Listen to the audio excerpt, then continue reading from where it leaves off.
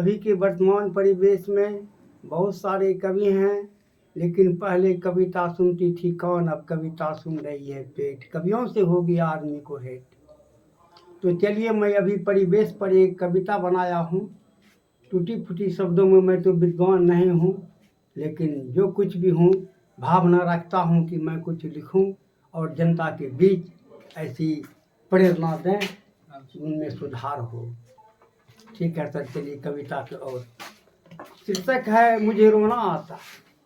परिवेश पर कहीं शांति नहीं है, कहीं किसी के मस्तिष्क में खुशियाँ नहीं है।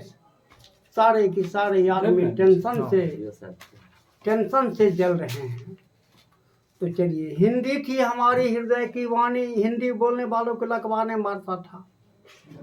हिंदी थी हमारी हृदय की वाणी, हम हिंदी से नाता तोड़े, दिस और दैट से नाता जोड़े। जब से मैंने दिस और दैट से नाता जोड़े, मातृत्व नैतिकता और भाईचारा से भी नाता तोड़े। देख कर मानवों के इतना बड़ा नैतिकता का पतन, हृदय में हो रहा है जलन, मुझे रोना आता है। आचार विचार सब समाप्त हो गया है मेरा, लगता है खुशियाँ कि नहीं आएगी कभी सवेरा। प्रगति का हर एक डाल पर बैठा है लखेरा। बाजार गर्म रहता विषय वासना स्वार्थ के भाषे, जो जितना गिरा हुआ है बोलता है वो उतना ही ताव से। मर रहे नैतिकवान नैतिकता के लाज से, कहते हैं बेवकूफ जितना काम होता है हमारे प्रताप से। मुझे रोना आता है। जिसने हंस हंस के खाए वतन के लिए सीने में गोली, आज बंद है उनके औलादों का मुक्का बोली। जिसने सब दिन किया सदाचार, वह यह नहीं जाना कि क्या है सदाचार। काश आज बन जाती है उन्हीं की सरकार, मुझे रोना आता है। अरे दुनिया के लोगों, अरे दुनिया के लोगों, मत करो शिक्षक और शिक्षितों पर आशा। वर्तमान में बदल गई दोनों की परिभाषा।